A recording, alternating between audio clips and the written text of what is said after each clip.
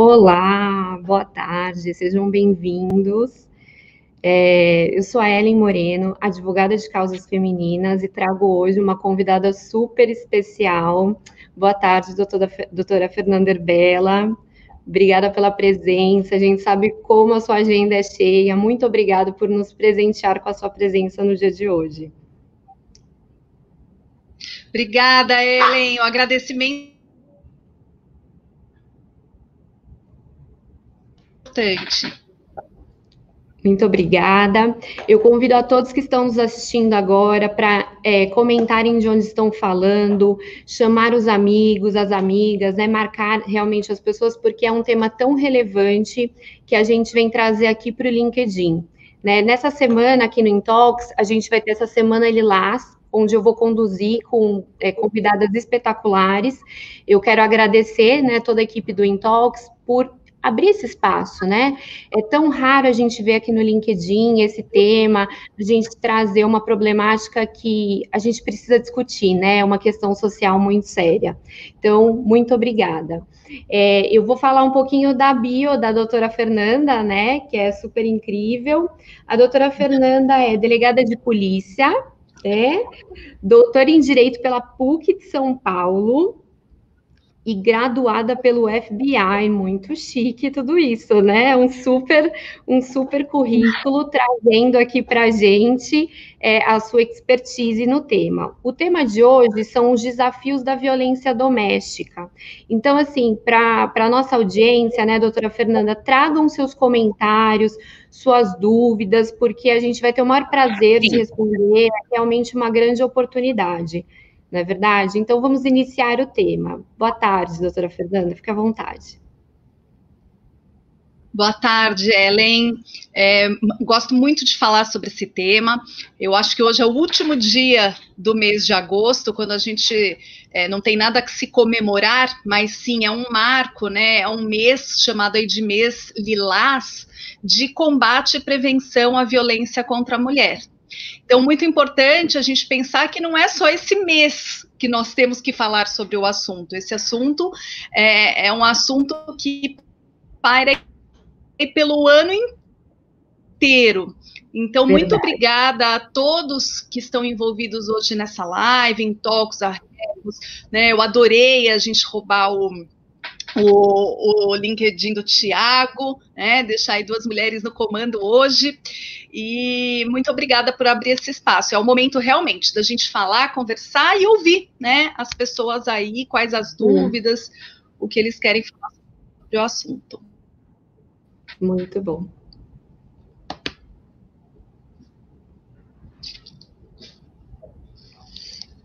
Bom, a gente acho que pode abrir o tema, né, falando, quando a gente fala de violência contra a mulher, a gente tem uma questão muito típica que as mulheres nem sempre sabem, né, doutora, como identificar esse problema, como a gente será que eu estou, né, eu estou realmente sofrendo abuso? Então, eu queria ouvir um pouco da doutora, o que a gente pode dizer para essas mulheres, né, e para as pessoas também que às vezes não estão sofrendo o abuso, né, não estão aí em violência, mas conhecem pessoas que estão nessa situação.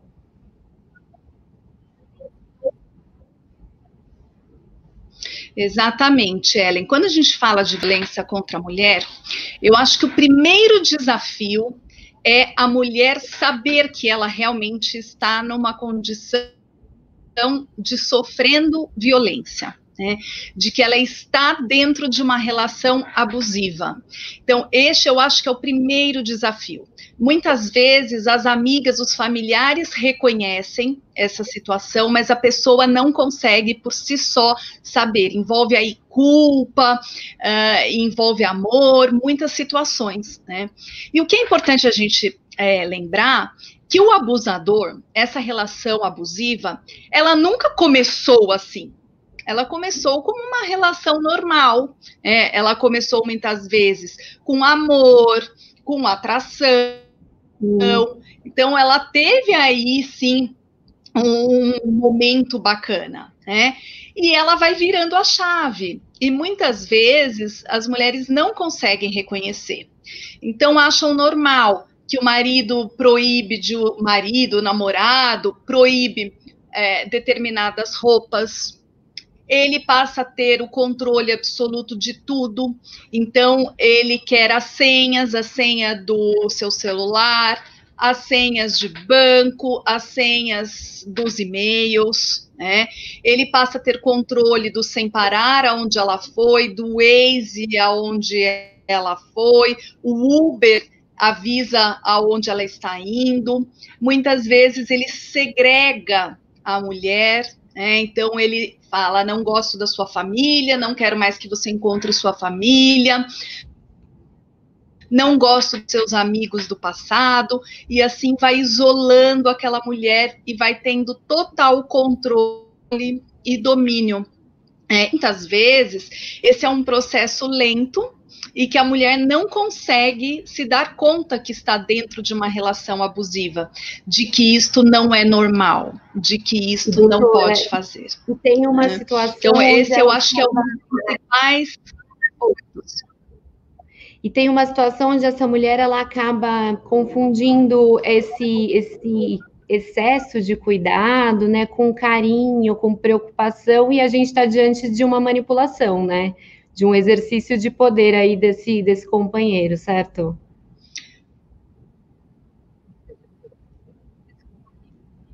Com certeza e de forma absoluta, né?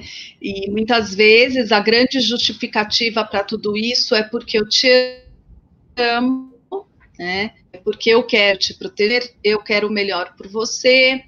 E a violência, ela começa sempre pequena, muitas vezes ela vai aumentando, né, até o máximo que pode acontecer, que é o feminicídio, a gente vai falar mais para frente sobre ele, né, e isso tudo envolve muitos sentimentos, né, então envolve muita culpa, né, muitas vezes esse agressor, ele culpa a mulher, então a nossa família não está feliz por sua causa, você que está dando causa às brigas, né? Eu te amo, você que não corresponde, os nossos filhos não vão ser felizes sem a nossa convivência, então tem muita culpa, muito sentimento envolvido, né? E chega uma hora que a gente vê assim, as mulheres que procuram a delegacia, elas chegam numa condição tão complicada que elas já não sabem mais quem elas são, Ellen. Elas já não sabem mais o que elas gostam. Elas não sabem mais o que elas querem para a vida. Porque elas já chegam tanto muito tempo sendo, né, aí né, manipulada, judiada, subjugada, xingada, que já não sabe mais. Exatamente. E é isso que a gente tem que ajudar as mulheres, é nisso que a gente tem que lutar, para que a violência não se torne banal, para que a violência não se torne normal. Não é normal uma mulher ser tratada assim. A gente precisa ter esse olhar, né, que carinho, uma relação saudável não tem nada a ver com violência, né, e a gente precisa trazer essa presença para informar que a violência não é só física, não é, doutora? Porque é difícil, né? Quando chegam lá na delegacia as mulheres relatando questões de violência psicológica, como que isso acontece? Elas, de fato, elas conseguem identificar como sendo violência?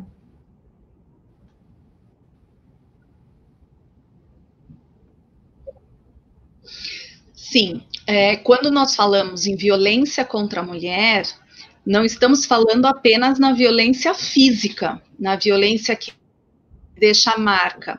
Eu gosto sempre de falar, tem aquela violência que sangra por fora, mas tem aquela violência que sangra por dentro, né?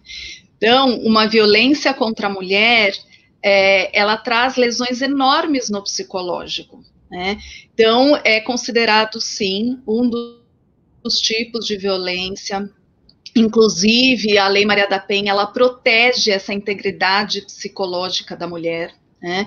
E nós sabemos que existem várias doenças psicológicas que são despertadas a partir de violência, né? Então, temos depressão, síndrome do pânico, casos gravíssimos que acabam culminando até em suicídio.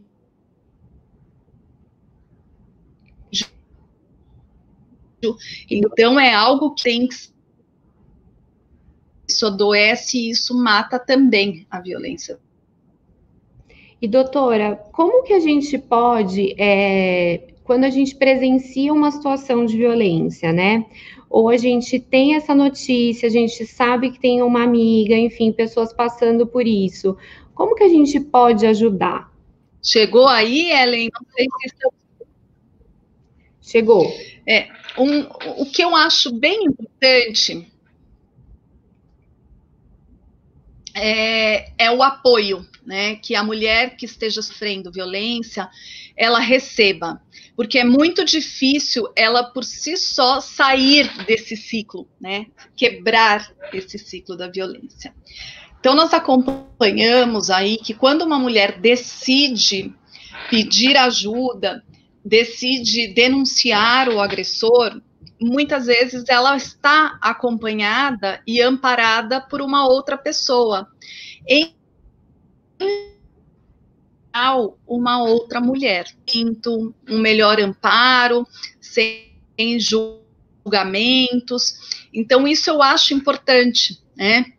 Eu acho importante sempre o apoio, ou de um familiar, de uma amiga, né?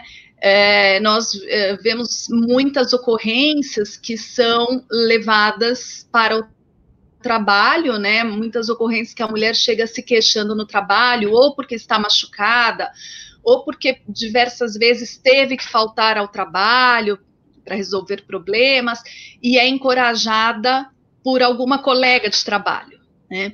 Então, por isso eu acho importante sempre a gente levar o conhecimento, né? Para que outras pessoas, em geral, aí as mulheres, elas encorajem, né, a vítima a sair disso tudo. Ninguém merece, a vida é curta, ninguém merece sofrer isso, passar por isso, né? Então, sempre é importante isso, o apoio da mulher, né? Apoio de alguém para denunciar, para que acompanhe todos os passos.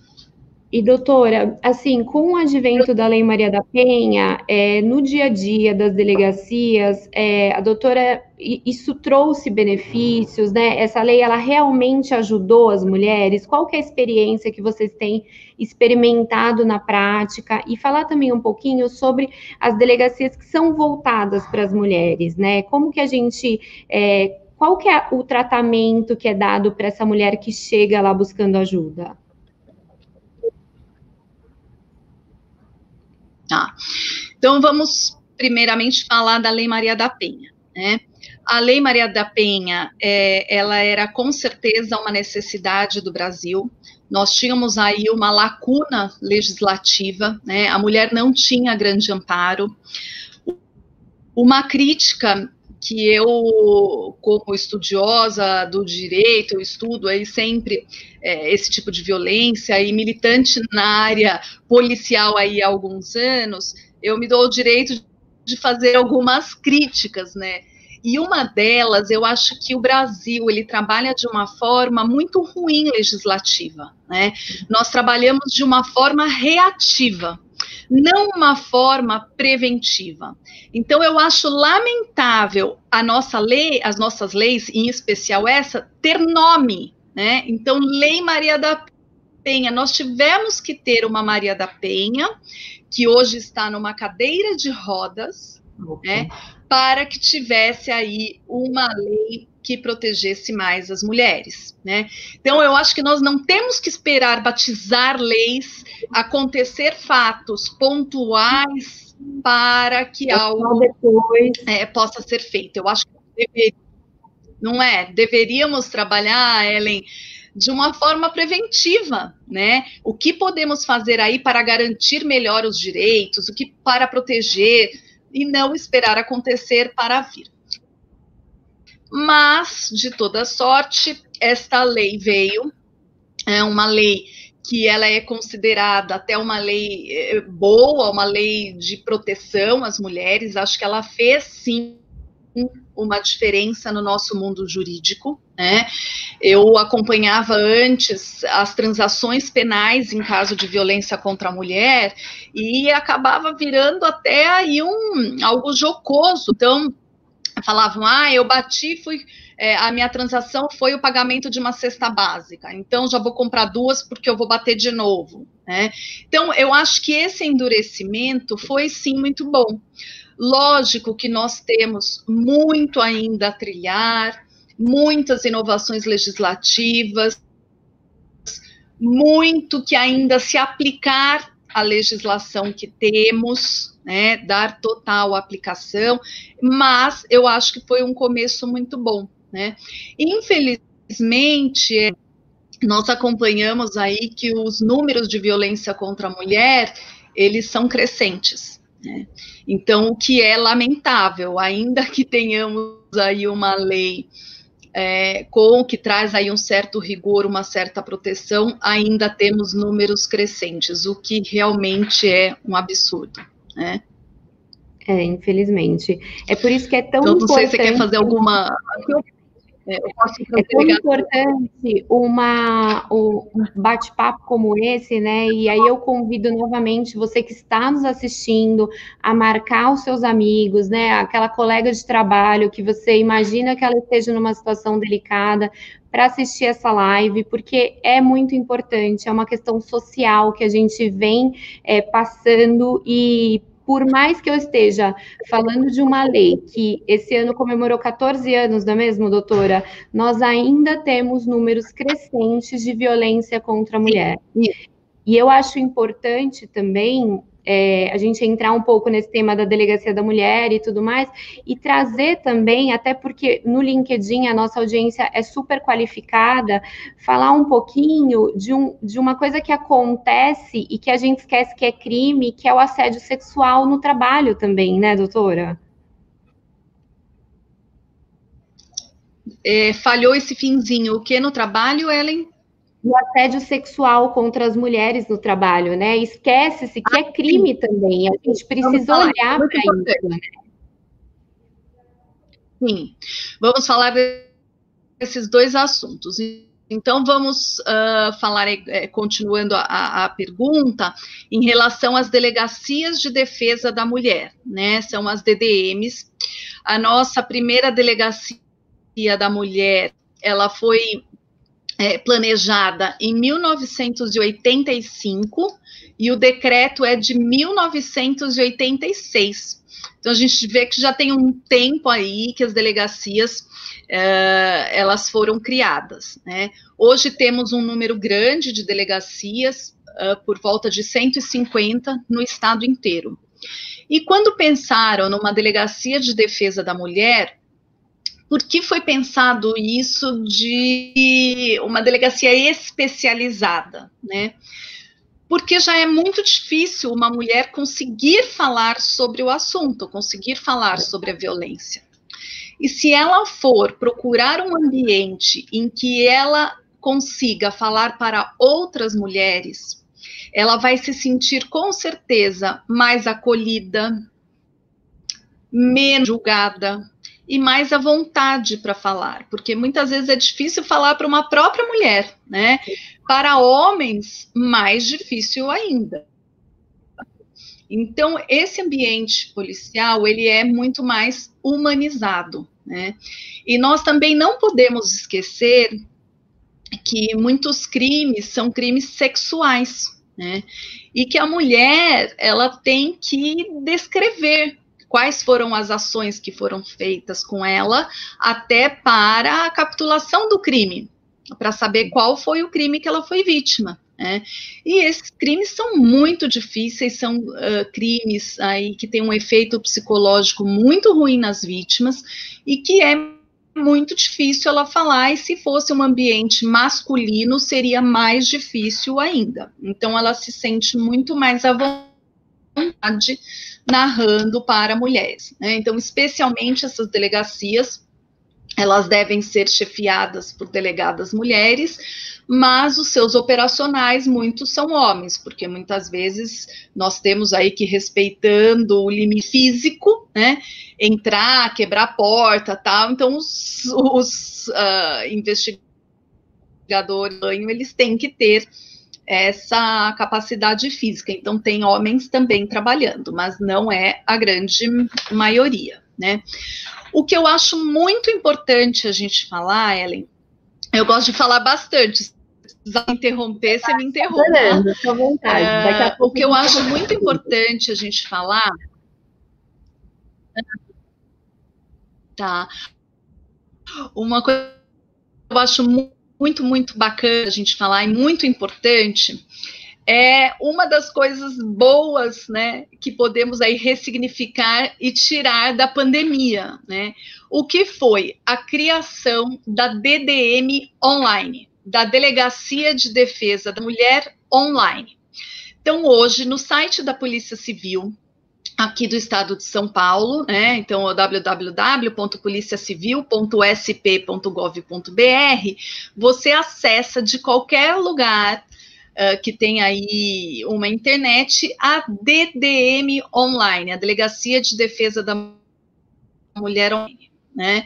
Isso é muito bacana, por quê? Porque ele torna, esse mecanismo torna muito mais acessível, né, o registro da ocorrência.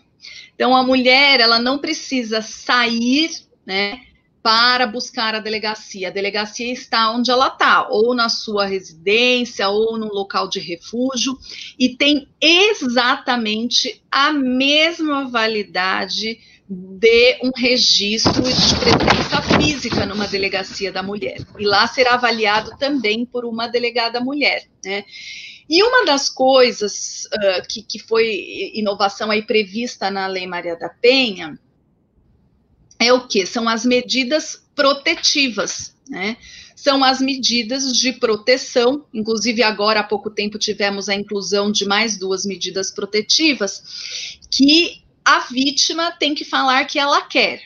Eu quero fazer uso dessas medidas, que eu tenho direito para me proteger.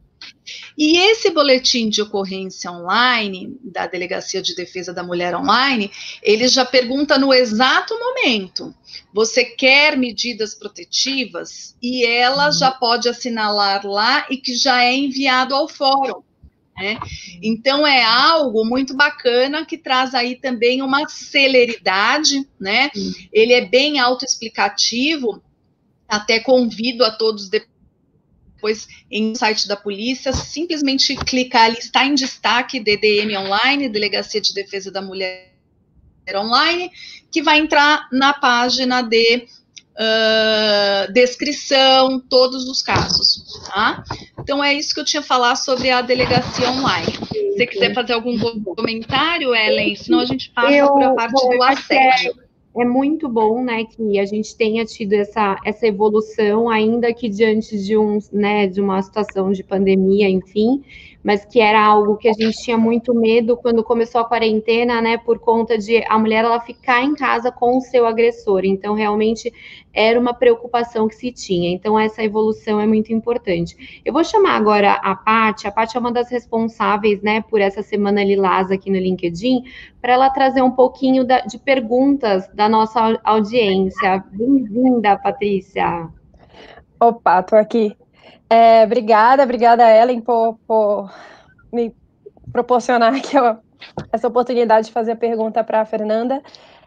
Doutora, a gente tem algumas perguntas e eu acho que eu consigo botar elas numa mesma, inclusive os dois Thiagos, o Thiago Fonseca e o Thiago Alves fizeram uma pergunta bem parecida, que é como lidar com a violência quando você está presenciando ela, seja uma violência doméstica verbal ou não, tipo aquele exemplo do elevador, né? De eu entrar no elevador e tem um cara discutindo com uma mulher ou tá, de alguma forma, exercendo uma violência sobre ela. Como a gente deve proceder nesse caso?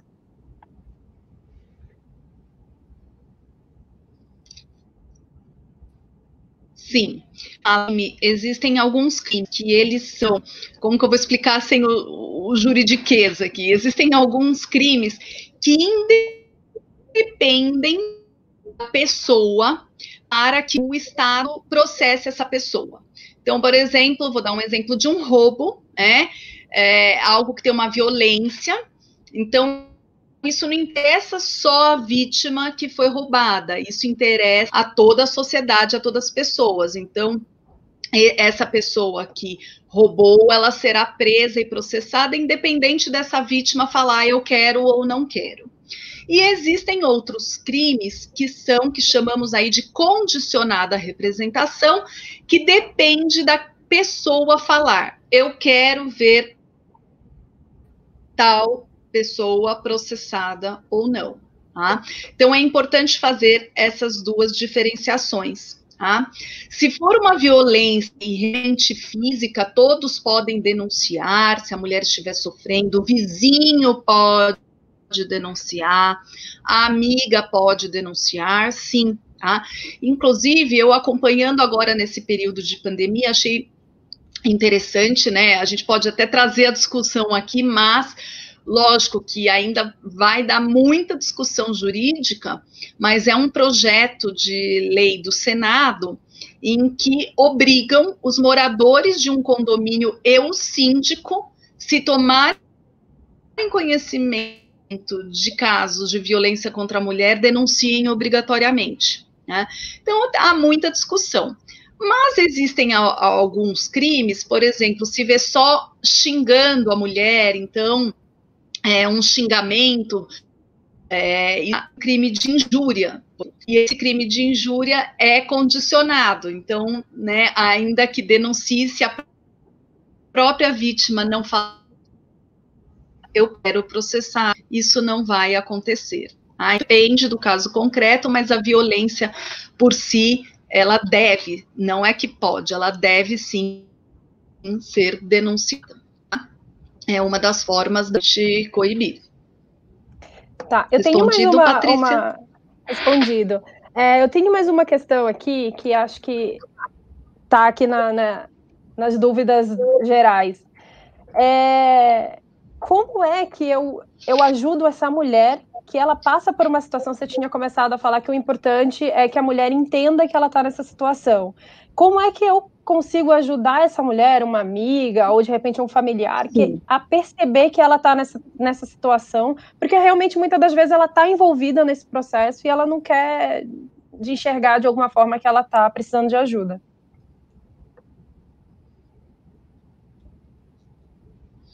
Sim, é uma situação bem complicada. Às vezes, quem está fora consegue enxergar essa relação abusiva, né, com clareza. Então, a gente consegue ver que isso não pode acontecer. Mas quem está envolvido emocionalmente de casa, coabitando com o agressor, muitas vezes amando o agressor, muitas vezes não consegue perceber.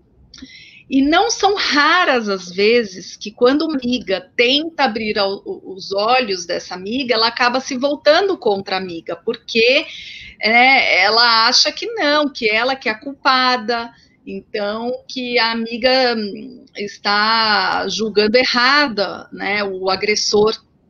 Se ela conta ao agressor, o agressor vai pedir que ela se afaste dessa pessoa, né, porque realmente essa pessoa, né, quando a gente envolve sentimentos, não é nada fácil, mas eu acho importante não se calar. A gente não pode ver uma pessoa sofrendo violência sem falar.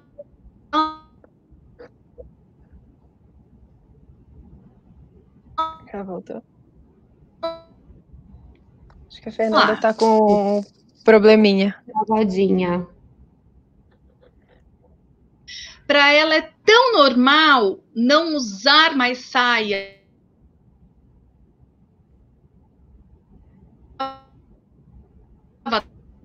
Fernanda, acho que você deu uma travadinha, né? A gente não está conseguindo te ouvir direito. Enquanto isso, né, vamos pedir aí, gente, como a Patrícia trouxe uma questão tão importante, né, quer dizer, como eu ajudo essa pessoa que está passando por essa situação? Marca sua amiga nessa live. Eu digo sempre assim, a gente precisa respeitar o outro. Então, assim, precisa ter uma certa sutileza, né? Eu não posso simplesmente intervir na vida daquela minha amiga sem que ela tenha pedido, mas assim, indica um livro, uma live, né? Marca num texto interessante. Uma outra situação, que é reforçando o que a doutora Fernanda colocou, ainda que a pessoa decida voltar com o agressor depois, nós não podemos permitir ouvir uma violência e não denunciar. Então, assim, ouviu gritos, denuncie, né? A gente precisa realmente fazer o nosso papel enquanto cidadão. Voltou, Fernanda?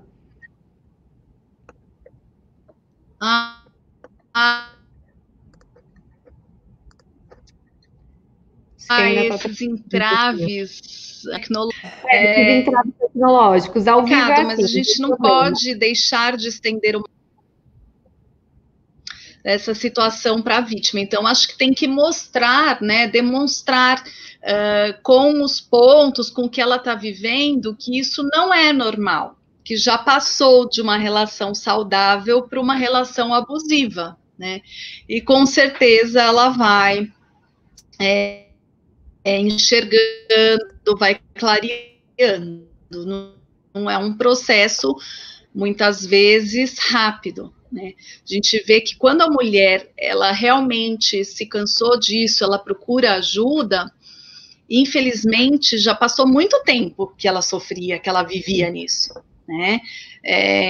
Falam aí, nunca foi um primeiro tapa, né? Nunca foi numa primeira violência. Então, isso é muito ruim, né? Até que ela tome a iniciativa e deseje aí procurar ajuda, ela já sofreu e muito. A gente tem mais perguntas, Paty?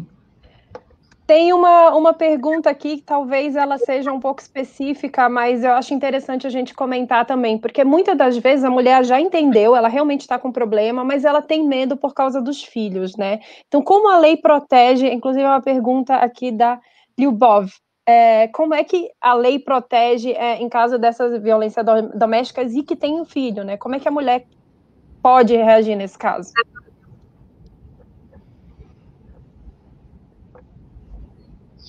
Sim, existem violências, né, que acabam vitimando também filhos da relação, então isso configura crime também em relação às crianças, então pode acontecer, mas uma coisa que eu acho muito importante a gente fazer uma diferenciação é que houve uma alteração legislativa de uns anos para cá na parte civil, que é a alienação parental, né?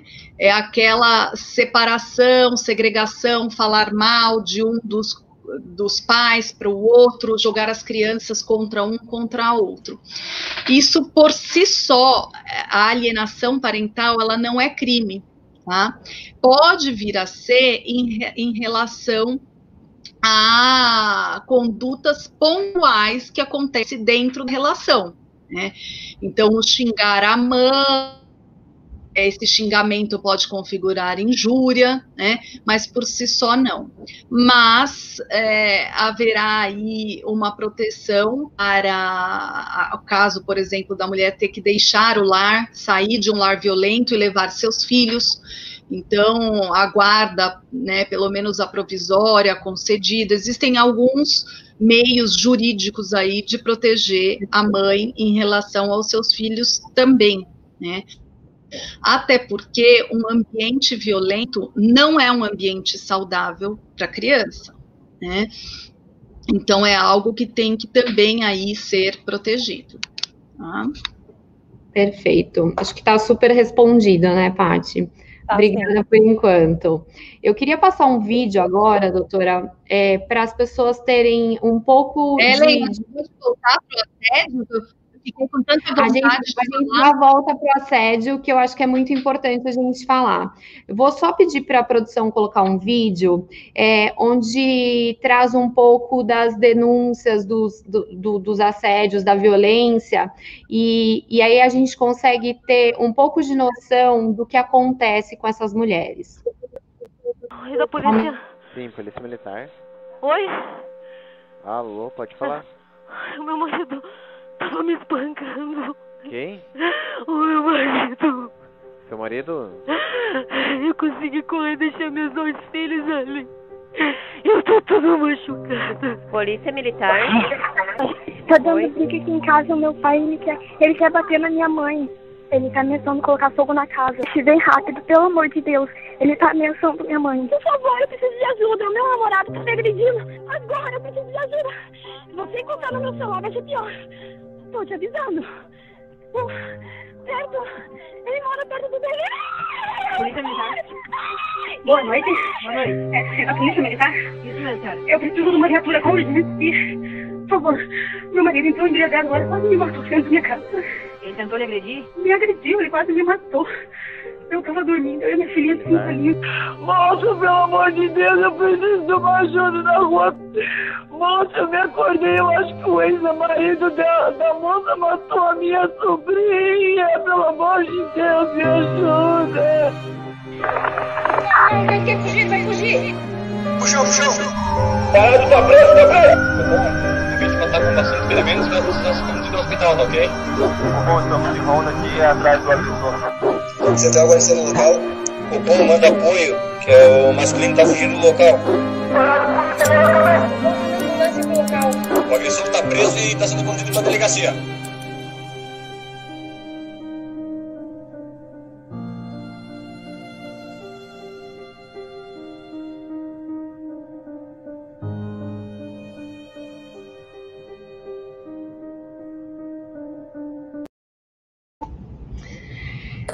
Gente, é bem, né, quando você olha um vídeo desses, assim, traz realmente uma reflexão, no mínimo, né, que nós estamos, sim, diante de um problema social muito sério, né, por isso que é tão importante a gente trazer esse tema. Então, voltando à questão do assédio, doutora, a mulher que é assediada sexualmente no trabalho, como que ela deve recorrer? Falar um pouco para essas mulheres que a gente está diante, sim, de um crime, né? Isso, por vezes, é esquecido. Ellen, o que eu acho bem interessante a gente falar desse crime, principalmente porque estamos aqui numa live basicamente no mundo corporativo, né?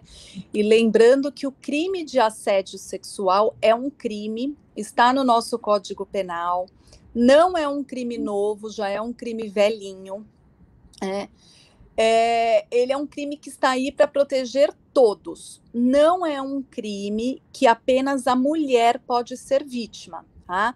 Ele é um crime que independe, então o homem pode ser vítima, pode ser em relações homossexuais, não tem problema, pode ser em relação do mesmo sexo. O que é importante a gente lembrar, por isso que a gente fala em ambiente aí corporativo, porque tem que ter uma ascendência, uma hierarquia, tá? Entre o agressor e a pessoa agredida, né? E o que é esse assédio sexual? Esse assédio sexual, ele é algo que constrange a pessoa. Então, não é simplesmente aquela cantada, aquele galanteio que é leve, nossa, hoje você tá... Não, é algo que traz constrangimento, né? E é um crime que também é muito difícil de ser denunciado. Por quê? Porque a mulher, né, que eu falo a mulher porque, em regra, as vítimas, assim, a grande maioria, né, são as mulheres, elas têm muito medo dos julgamentos, né? E da mesma forma como a violência doméstica, que ocorre em âmbito do lar, é algo que nunca foi uma única vez, né? Ela foi assediada aí durante algum tempo, sempre querendo aí, né, a troca para favores sexuais, tem que ter esse cunho, né?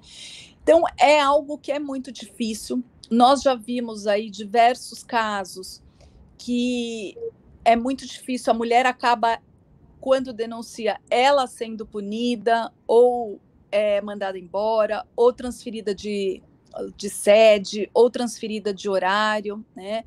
São crimes que podem deixar aí provas bem contundentes, então e-mails nós já vimos, mas são crimes, né, que são às vezes difíceis de se conseguir comprovar. Então é algo que traz aí realmente muito sofrimento. Pode sim uma colega de trabalho denunciar esse crime, então pode falar, estou cansada de ver que fulana está sofrendo esse assédio, né? Lembrando que um ponto que eu acho muito importante é que a gente ouve bastante falar em assédio moral. Assédio moral não é crime, nós estamos falando no assédio sexual, que constrange a pessoa para que tenha fins sexuais, tá? Então é diferente aí do que a gente ouve bastante falar em assédio moral. Algo que eu acho, Ellen, e a gente pode deixar aí assim como algo de discussão e um legado da nossa live, já que estamos vivendo aí num mundo, estamos falando aí para um mundo corporativo, eu acho que seria o que algumas empresas têm, que é a abertura de um canal para denunciar isso, né?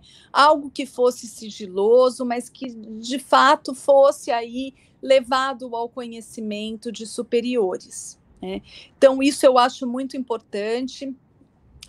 Faz 2 anos, o Estado de São Paulo resolveu fazer, através de um decreto, isso nos órgãos públicos, né? Então, fazer um direcionamento, um canal para se levar a denúncia do assédio sexual no âmbito laboral, aí nas repartições públicas. Muito bom. Então, eu acho isso interessante também a gente falar aqui no âmbito corporativo, que é algo que merece aí um destaque, né? É algo que as empresas não têm que ignorar, a gente tem que eliminar, né? Porque traz muito sofrimento. E é muito o que a doutora já comentou, né? É tão difícil para a mulher dar esse passo, porque, por vezes, ela é a maior prejudicada. Além do assédio que ela está sofrendo, como ela, às vezes, não tem nem como provar, ela acaba sendo trocada de setor, né? Então, ela sofre em vários âmbitos. E aí, eu acho que é muito importante a gente falar disso, sim, nessa live, né? Porque a gente está falando para um público que é qualificado, falando para o corporativo, e que as empresas, elas tenham medidas de prevenção, né? Canais de denúncia anônimos, trabalhem com palestras, tragam realmente a questão, né? Porque não somos nós que estamos dizendo o que acontece. Pesquisas mostram, pode acontecer com os homens, sim, mas na sua grande maioria, na massiva maioria, acontece com as mulheres. E a melhor forma de evitar isso é prevenindo, né? Então, eu acho que é um recado importante que a gente trouxe aqui. Obrigada por essa colaboração nesse sentido. Acho que é realmente um legado, né? E a gente, voltando um pouquinho mais sobre a questão da violência doméstica, quando a gente fala, eu ouço muito falar assim, que a violência doméstica, ela acontece só em famílias de baixa renda. Qual que é a tua experiência nisso, doutora? Como que a questão da violência doméstica, ela realmente atinge só as pessoas de baixa renda, que têm pouca instrução? Como que isso acontece? Não, isso não é verdade. Ela acontece da mesma forma com mulheres que têm cargos altos, ela acontece da mesma forma com esposa de famosos, independente da classe econômica, tá? O que nós vemos, muitas vezes, a mulher ela acaba se submetendo a tanto tempo como vítima de uma relação abusiva, de uma violência, por falta de condições e de independência financeira de se livrar disso, né? Então, a gente vê isso independente da classe. Mas, infelizmente, nós vemos que nas classes mais altas, muitas vezes, esse é um dos fatores determinantes, né? A mulher tem uma situação confortável, e para se livrar dessa situação, ela deixaria de ter tantos bens, tanto conforto, e ela acaba fazendo essa escolha e se submetendo mais às relações abusivas. Mas, independente de classe econômica, o crime acontece da mesma forma. Perfeito. A questão a dependência financeira realmente é muito forte, né? A pessoa acaba ficando ali naquele relacionamento por isso. E a gente também ouve muito falar da questão, assim, do ciclo da violência, né? Do como a mulher, ela está envolvida, ali tem, como a doutora já disse, tem o sentimento envolvido, e aí ela não consegue sair disso, e é importante que a gente tenha uma questão de empatia, né, envolvida nisso, para que ela se sinta à vontade, para que ela crie realmente mecanismos de sair dessa relação de abuso. Doutora, se a gente tivesse que deixar um recado aqui para essas mulheres que estão em situação de abuso, estão sofrendo a violência doméstica, o que a doutora diria para elas? Eu diria, primeiramente, que não se permitam sofrer isso, né? Que consigam se enxergar como detentoras de direito, como pessoas, né? E diria que elas têm que romper esse ciclo da violência e denunciar, né? E o canal de denúncia é a polícia, é o meio do processo legal, o criminal e o cível depois para uma eventual separação, dissolução de união estável, e seja o que for, né? As delegacias de proteção de defesa da mulher estão aí tentando fazer esse trabalho da melhor forma, com atendimento diferenciado. Essa possibilidade de fazer pela internet é algo que torna mais acessível e que elas optem aí por enfrentar, né, isso do que viver uma vida inteira sendo violentada, porque isso ninguém merece e não podemos permitir isso sabendo que ninguém está sofrendo uma violência. Perfeito. E doutora, quais são os melhores canais de denúncia? A gente tem o 180 e o 190, qual que é a diferença entre um e outro? Quando que eu devo acionar um e quando que eu devo acionar outro? Isso é muito importante, Ellen. Lembrando sempre que uma emergência, eu estou vendo que o meu vizinho está agredindo, eu vi ele com uma faca, ou o agressor está vindo para cima de mim, qual é a emergência o mais rápido? 190. Tá? O acionamento, ele vale para o Brasil inteiro, é um número único, a polícia militar, que são as viaturas que estão prontas na rua para o atendimento. Tá? O canal 180 não é um canal novo, ele já é um canal assim antigo, mas é um canal muito bacana para se buscar informações. Então eu quero saber, eu tenho uma amiga que está sofrendo violência, eu posso denunciar por ela?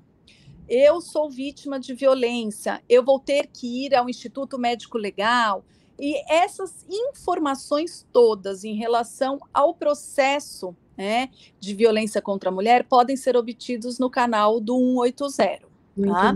E temos ainda um outro canal, que é o 197, que é o da Polícia Civil, para eu saber sobre as delegacias de defesa da mulher. Então, qual a da minha área, né? Então, em algumas cidades da Grande São Paulo interior, tem as delegacias da mulher, mas aqui em São Paulo, por exemplo, cada região tem a sua. Então, a Zona Oeste tem uma delegacia da mulher, a Zona Sul tem outra, a Zona Norte tem outra.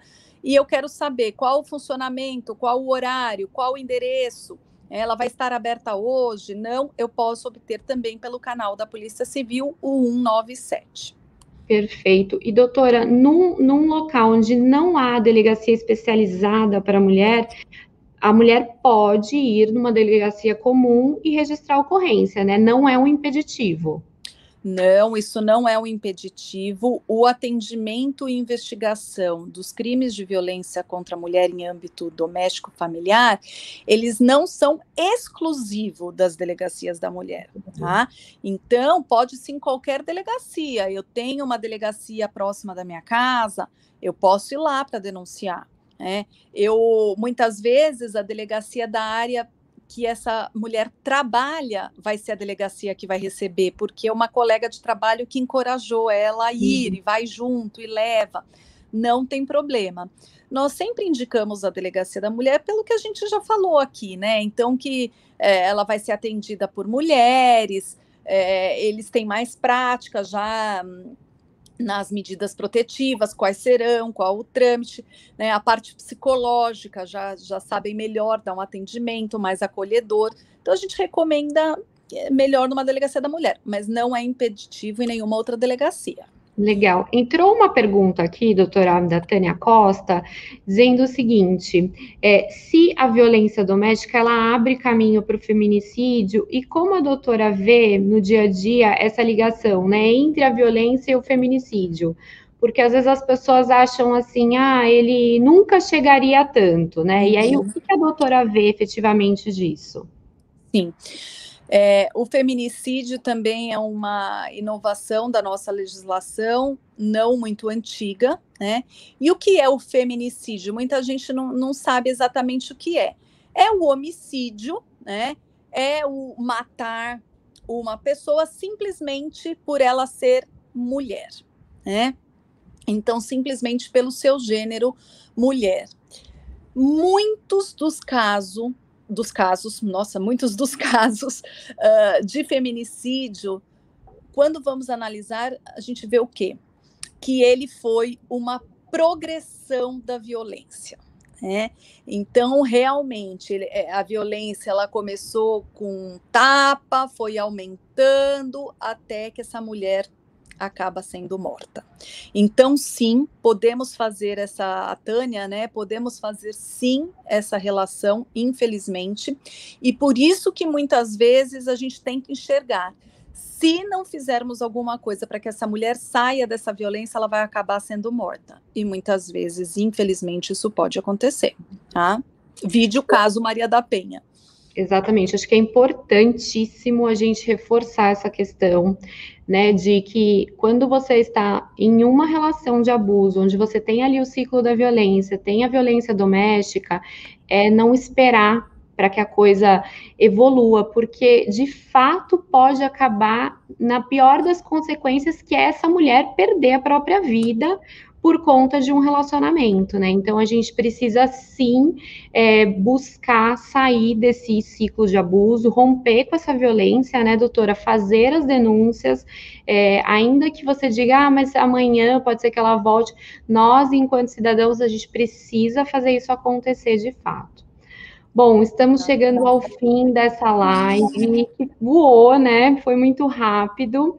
Eu queria deixar aqui uns minutinhos para a doutora contar um pouquinho da sua história, deixar os canais aí nas redes sociais, para que as pessoas possam seguir, né, o seu trabalho, que é maravilhoso. Muito obrigada por todo o trabalho que você faz. A gente sabe o quanto é árduo, né? E disponibilizar o seu tempo para trazer essa informação para tantas mulheres, né, e pedir para as pessoas compartilharem, realmente divulgarem essa live, porque é uma questão, assim, muito importante para a nossa sociedade, né? Sim, Ellen, o agradecimento é todo meu, em seu nome, mas já agradeço aí todos os parceiros que estão envolvidos nisso. Eu acho que é algo muito bom que a gente faz, sempre levar a informação, né? Então, eu tenho certeza, porque eu sempre acabo alguma live, eu recebo alguma mensagem inbox de alguma mulher que precisava ouvir a gente falar sobre isso, ou que se encoraja, ou que percebe. Então isso é muito bom, né? Nós temos que nos unir. É difícil falar de mim, mas eu falo que eu tenho que agradecer imensamente a Deus por eu poder ter a profissão que realmente eu amo e que realmente eu quis sempre fazer. É uma profissão, né, que na sua grande maioria ela é exercida por homens, né? Então não é algo que seja tão fácil aí para uma mulher trilhar, né? A primeira delegada aqui no estado de São Paulo, ela entrou em 76. Então a gente vê que não faz tanto tempo assim, né? É algo que é ainda novo. Mas o que é importante, eu acho, que a gente fazer sempre com amor e comprometimento, né? E a parte que eu mais gosto de fazer, assim, na minha profissão, é a parte de prevenção, porque eu acho que o melhor não é a gente prender a pessoa, prender o autor do crime. O melhor é que não aconteça e que ninguém sofre. Então, por isso eu agradeço hoje eu ter esse caminho de falar, né? Eu acho que isso é o principal que a gente pode fazer. Muito obrigada. Muito bom. O meu principal canal de acesso é um canal que eu não abri faz tanto tempo, mas é o Fernanda Herbella, com H e 2 L's oficial. Esse é o meu Instagram aberto.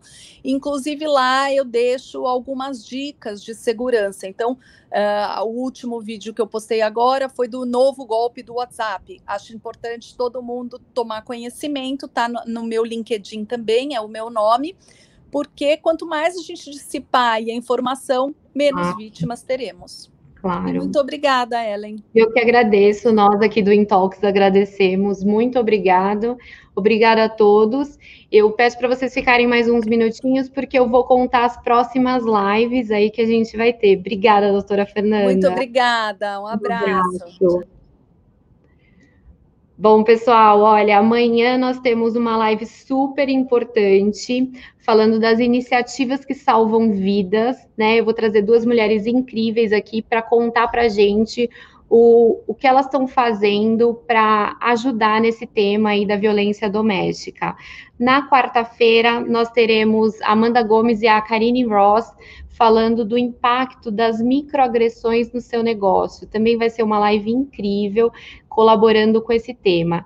Quinta-feira, às 11h30, nós teremos um tema que é super relevante para as mulheres, né?